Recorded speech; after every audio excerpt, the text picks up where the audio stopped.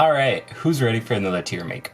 Today, we are going to do the Eastern Conference teams, which I think is going to be super fun. Obviously, it's going to include the Raptors, which I think is also going to be a fun talking point. So, usual drill, before the start of the videos, just make sure you're leaving a like. Helps the algorithm out a ton, helps the video perform, so I do really appreciate it. Subscribe if you're new here, plus if you plan on doing any responsible sports betting in the near future, just make sure to check out my link in the description below. So, just for a quick rundown of the categories, contenders, self-explanatory, pretenders. So despite the name, this is like the next best tier of teams. Just ultimately, I think teams that are going to be successful in the regular season, but not actually do much when it comes to the playoffs. Could surprise you is like the bracket for just like the biggest wild cards of the teams where like they could be really damn good, or, they could just, I think the best way to put it is they could surprise you going in either direction, frankly, of either being really damn good or being, kind of bad. Playing hopefuls, a lot of these teams I feel like are going to be younger teams that are, trying to get some competitiveness into their organization, but, ultimately are just fighting for a play-in spot. And 1 or 2 years away is self-explanatory. Again, just not particularly good teams. All right, so we'll kick things off with the Brooklyn Nets. So the Nets obviously had a lot of turmoil last year, and they ended up, getting out of there with some good assets, obviously, once they got rid of Kyrie, KD, everything else. But if you paid attention, after those trades were made, they weren't a particularly good team.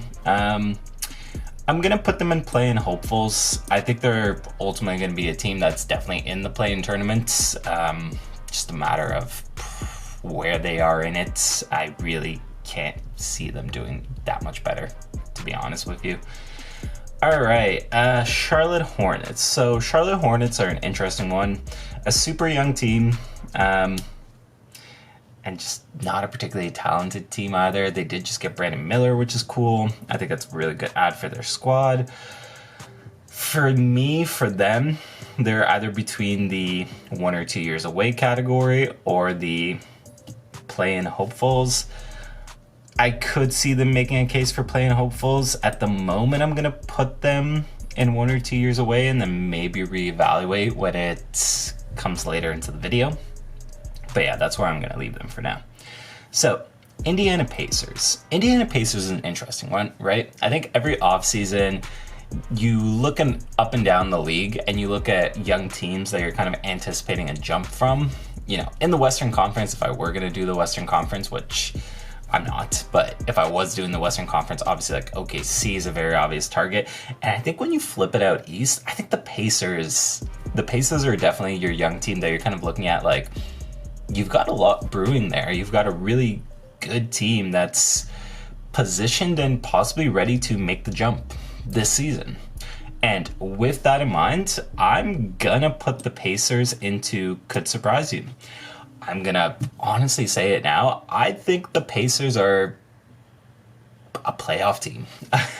It took me a little bit of a moment's hesitation there, but I really do think the Pacers are going to be good this season. They were good last year before, Halliburton's injury kind of derailed the campaign a little bit.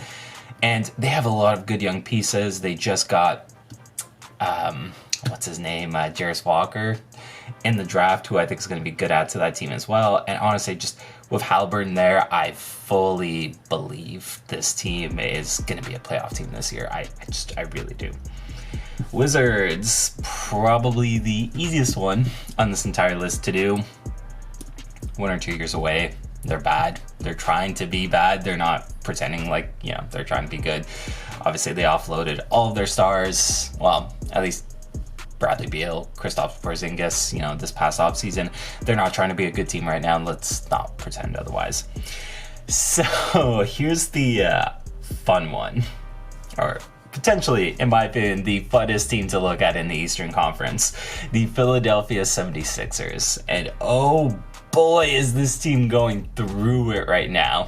So obviously at the time of recording this, I think we're a day removed, if I'm not mistaken, from Harden just absolutely throwing Morey under the bus. Oh, look, man, I look at the Sixers.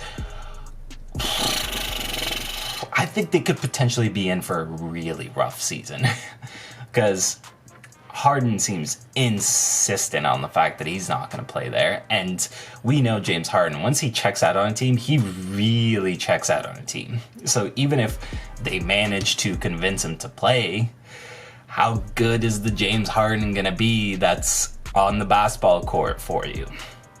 How far away are we from potentially a Joel Embiid trade request? Because I really don't think that one's that far off. The Sixers are in a bad spot right now. I'm going to put them in could surprise you, in the sense that they could surprise you if maybe they somehow piece everything together and they're good. But more likely, they could surprise you in the sense of things just really fall apart in Philadelphia. One way or another, yeah, holy, that's going to be a situation to watch all season. I really don't see good things happening in Philadelphia moving forward at the moment. I really don't see how they dig themselves out of where they are right now. All right, Detroit. Detroit is an interesting one. I was somewhat high on the Pistons, I'd say comparatively last year, and they ended up being really bad. Obviously, Cade Cunningham was out for the majority of the season. If you can get a healthy Cade, I think they're a play-in hopeful. There's some interesting stuff obviously brewing in Detroit with the young talent. Again, there's somewhere between play-in hopefuls and 1 or 2 years away.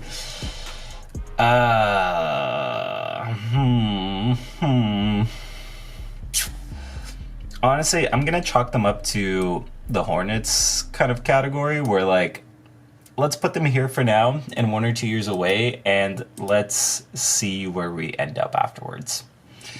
The Hawks. I think the Hawks, they go into could surprise you. They have a decent roster. I don't think they're done making moves.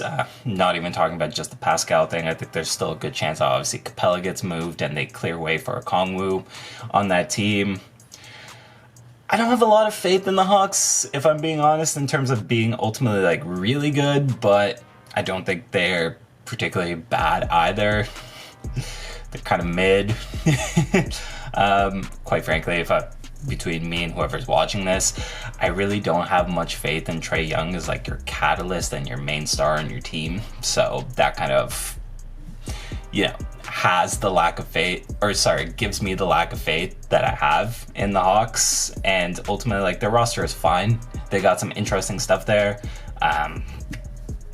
But nothing about that team just ultimately just really excites me, So they could be good. They could be fine. They could be bad. Well, I don't think they're going to be bad. They're no worse than like a play-in team, realistically, but yeah. Boston. So Boston's going to go into contenders, but I do think there's some interesting stuff to talk about. In particular, I like the move for Porzingis. I think he's a very good piece to kind of throw on this team. But I do find letting go of Marcus Smart interesting. And now, obviously, Boston has the guard depth. That's something that they have on the team for sure. Sorry, that was not well articulated. But, I understand why they were willing to get rid of Smart. But ultimately, if you're somebody that, thinks about the intangibles a lot, which to an extent I'd say I do, Marcus Smart, that's your guy, right? That's the guy that was the heart of the team, and you let him go. And potentially it could be costly for you, but they have enough going for them, and they obviously have plenty of experience from these past few seasons that they're up in contenders. I don't think there's much discussion about that, but I will be interested in following along with the Marcus Smart storyline and how his presence being gone from the Celtics affects the team kind of moving forward.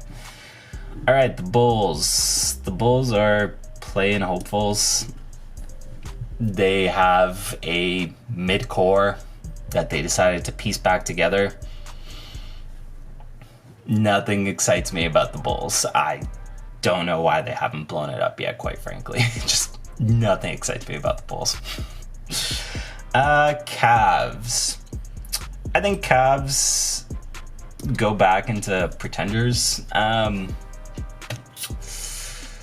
Ultimately, they're going to be a year older, which I think is going to be great for them. I think the experience is going to be good. But when they showed up in the playoffs last year, like, man, they just were not ready in the slightest for that stage.